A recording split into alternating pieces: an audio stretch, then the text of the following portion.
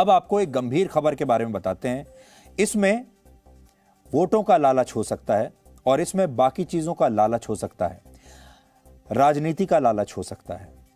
अब हम आपको यह बताएंगे कि कैसे तबलीगी जमात पर सऊदी अरब द्वारा प्रतिबंध लगाने के बाद अब इस्लामिक देशों में ही तबलीगी जमात को लेकर एक वैचारिक जंग छिड़ गई है। पाकिस्तान के पंजाब प्रांत की असेंबली में तबलीगी जमात के समर्थन में एक प्रस्ताव पास किया गया है और सऊदी अरब की आलोचना की गई है। सोचिए, बहुत बड़ी बात है और बहुत गंभीर बात है कि पाकिस्तान जैसा देश जो कि सऊदी अरब से लोन लेकर अपना गुजारा कर रहा है और सऊदी अरब के साथ साथ हमेशा उसी की टीम में खेला है, आज वो तबलीगी जमात के मामले पर सऊदी अरब के खिलाफ आकर खड़ा हो गया है। ऐसा तबलीगी जमात में क्या है? और आपको जानकर यह भी हैरानी होगी कि जिस तबलीगी जमात पर पाकिस्तान और सऊदी अरब एक दूसरे के आमने सामने खड़े हैं, उसकी स्थापना ना तो पाकिस्तान में हुई थी और ना ही सऊदी अरब में हुई थी, ना ही किसी और इस्लामिक देश में हुई थी। तबलीगी जमात की स्थापना आज से 94 वर्ष पहले वर्ष 1927 में हमारे ही देश भारत में दिल्ली के पास मेवात में हुई थी।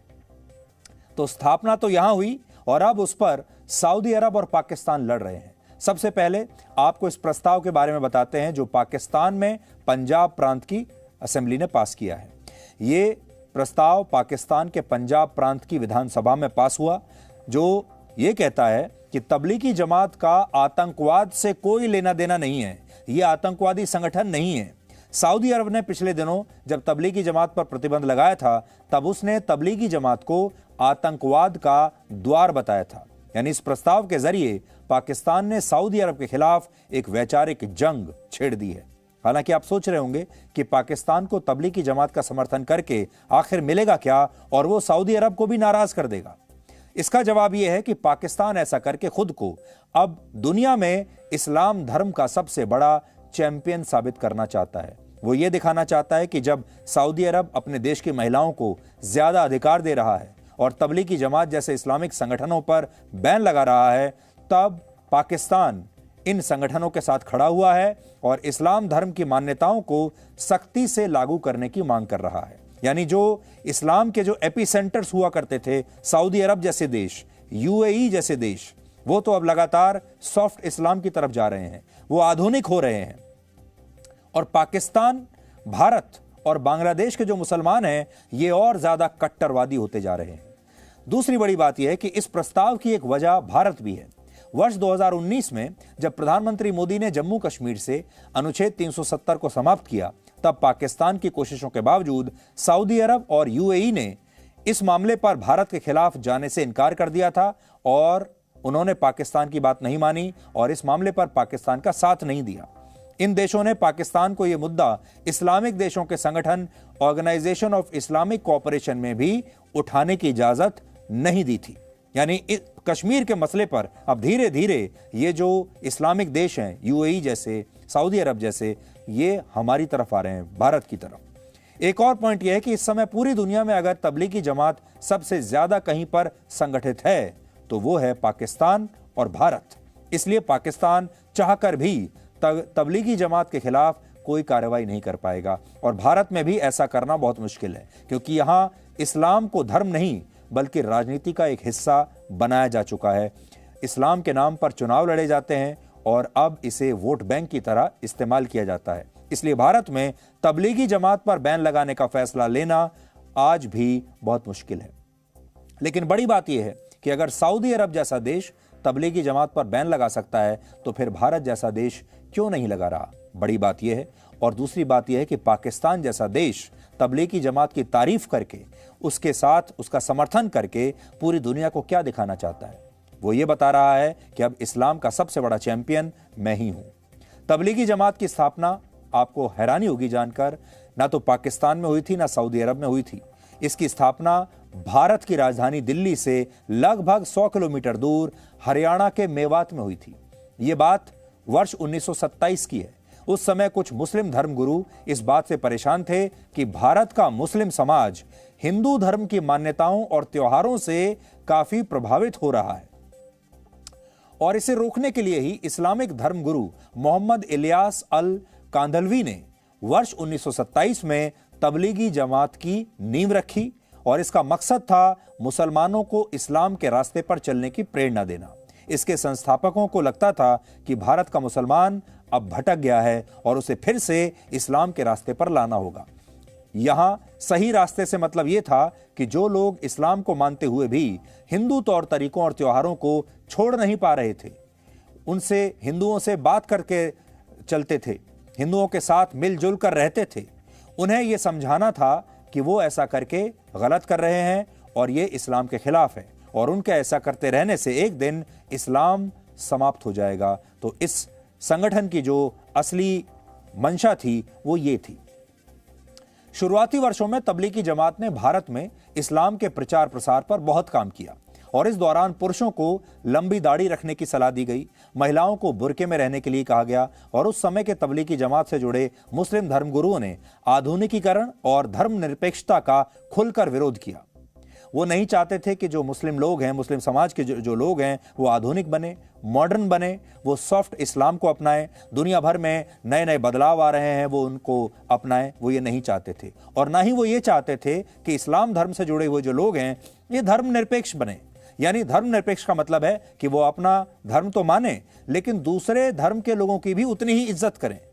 यानी जिस समय भारत में आजादी के लिए स्वतंत्रता सेनानी अपनी जान की कुर्बानियां दे रहे थे, उस समय तबलीगी जमात मुस्लिम समुदाय के बीच हिंदू परंपराओं के प्रभाव को कम करने पर अपना पूरा ध्यान दे रहा था।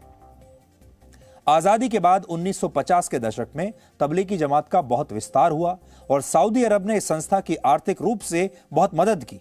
यानी जो सऊदी अरब आज तबलीगी जमात को आतंकवाद का द्वार बता रहा है, उसी सऊदी अरब ने एक जमाने में इस इस्लामिक संस्था की पैसे धेले से बहुत मदद की थी। इसके पीछे मकसद यह था कि तबलीगी जमात सुन्नी इस्लाम की जिन मान्यताओं का प्रचार प्रसार करती है, उससे इस्लाम की एक और विचारधारा वहाबिज्म का विस्तार होगा। मतलब वहाबी विचारधारा को आगे बढ़ाने के लिए तबलीगी जमात का सहारा लिया गया और सऊदी अरब वहाबी विचारधारा को पूरी दुनिया में बढ़ाना चाहता था। और इसी तरह आपने देखा होगा कश्मीर में जो आपको बदलाव देखने को मिला है हाल के 40-50 सालों में, वो भी इसी के तहत हुआ था। और समय के साथ साथ ये इस्लामिक संस्था दुनिया में मजबूत होती चली गई।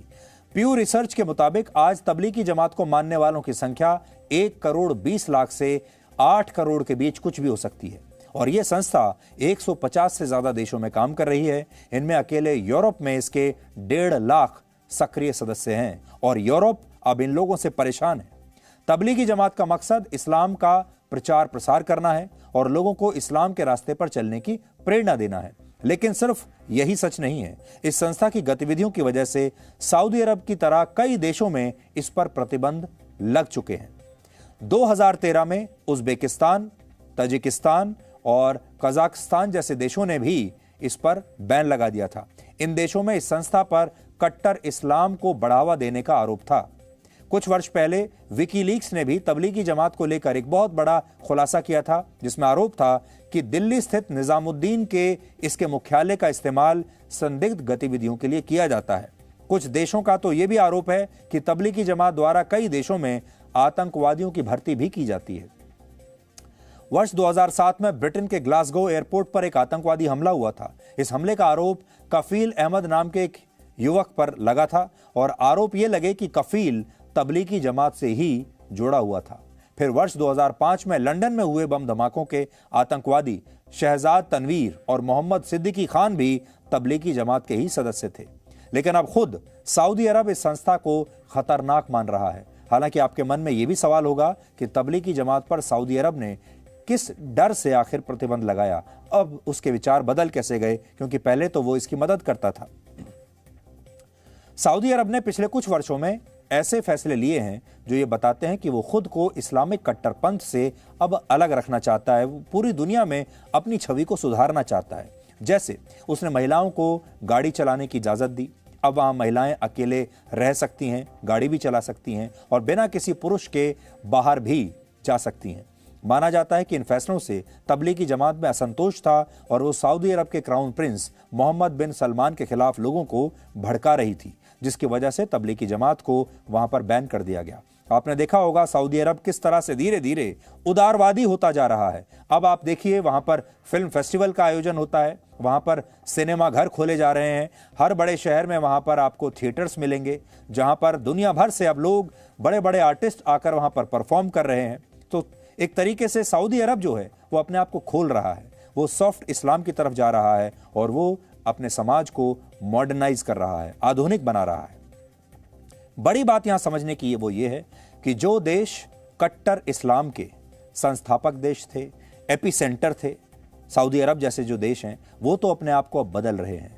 लेकिन जो देश इस्लाम की दुनिया में नए नए आए हैं, जैसे भारत, जैसे पाकिस्तान, जैसे बांग्लादेश, क्योंकि ये तीनों आज़ादी से पहले एक ही थे, ये जो देश हैं, यहाँ के जो मुसलमान हैं, ये अब और ज़्यादा कट्टर होते जा रहे हैं। और इसका एक बहुत बड़ी वजह यह है कि इन देशों में जो इस्लामिक धर्मगुरु हैं वो यहाँ के आम लोगों को कट्टरपंथी बना रहे हैं, वो उन्हें कट्टर इस्लाम फॉलो करने के लिए लगातार उकसा रहे हैं। और इसलिए हम ये कहना चाहते हैं कि इस इलाके के जो मुस्लिम लोग हैं, भारत, पाकिस्तान, बांग्लादेश, इन लोगों को ये सोचना होगा कि वो सऊदी अरब और यूएई की तरह बनना चाहते हैं या फिर वो पाकिस्तान की तरह कट्टरपंथी बनना चाहते हैं। पाकिस्तान की एक बहुत बड़ी मजबूरी ये भी है, पाकिस्तान और अफगानिस्तान की, कि उन्हें ज़्यादा से ज़्यादा आतंकवादी चाहिए।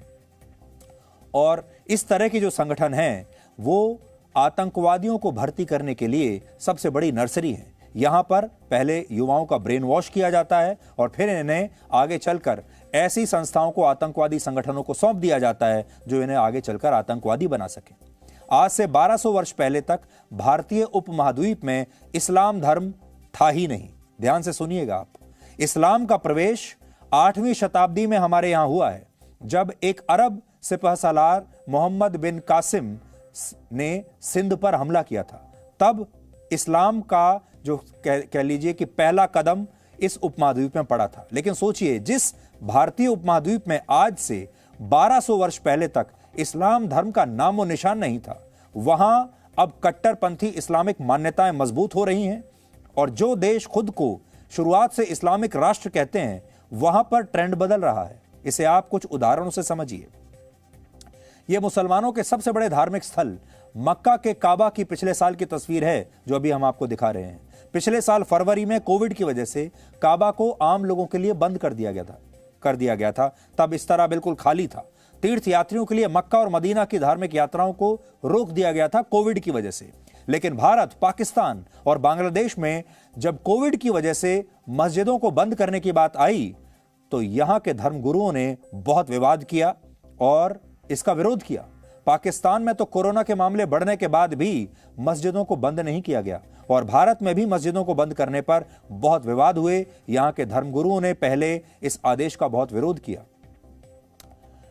और आपको यह भी याद होगा कि हमारे देश में जब कोविड की बात आई तो इस्लाम से जुड़े हुए बहुत सारे लोगों ने, धर्मगुरुओं ने यह कहा कि जो कोविड है ये इस्लाम को मानने वाले लोगों पर नहीं होगा।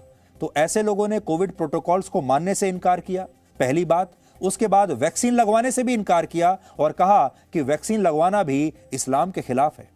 कुल मिलाकर कहें तो सऊदी अरब हो, यूएई हो, टर्की हो, ईरान हो, इन सभी देशों में मस्जिदों में सामूहिक नमाज इसलिए बंद कराई जा सकती है क्योंकि इन देशों की राजनीति मुस्लिम वोटों पर आश्रित नहीं है। क्योंकि ये तो हैं ही मुस्लिम देश, ये तो हैं ही इस्लामी देश, और यहाँ के जो शासक हैं वो मुस्लिम वोटों पर आश्रित नहीं हैं सत्ता में बैठे रहने के लिए। इसलिए यहां पर यह सब किया जा सकता है। लेकिन हमारे यहां क्योंकि वर्षों से वोट बैंक की राजनीति होती है, इसलिए इस्लाम धर्म को लेकर ऐसे किसी भी कड़े फैसले की बात जब होती है तो वोट बैंक आड़े आ जाता है और असहिष्णुता की दुहाई दी जाने लगती है। क्योंकि यहां पर कौन सत्ता में आएगा, कौन चुनाव जीतेगा, कौन हारेगा, ये बहुत हद तक मुस्लिम वोट बैंक पर डिपेंड करता है। इसलिए हमारे यहां भारत में, पाकिस्तान में, बांग्लादेश में ये सब आपको देखने को मिलता है। वरना सोचिए, क्या जो फैसला तबलीगी जमात पर सऊदी अरब ने लिया है वो भारत ले सकता है?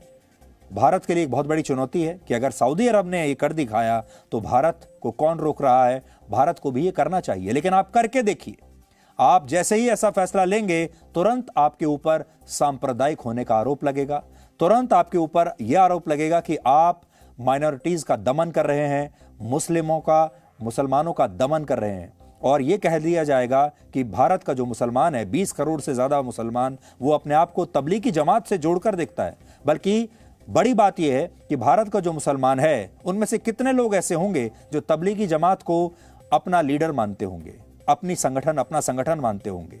लेकिन यहां पर उसे इस तरह का उसकी एक छवि बना दी गई है।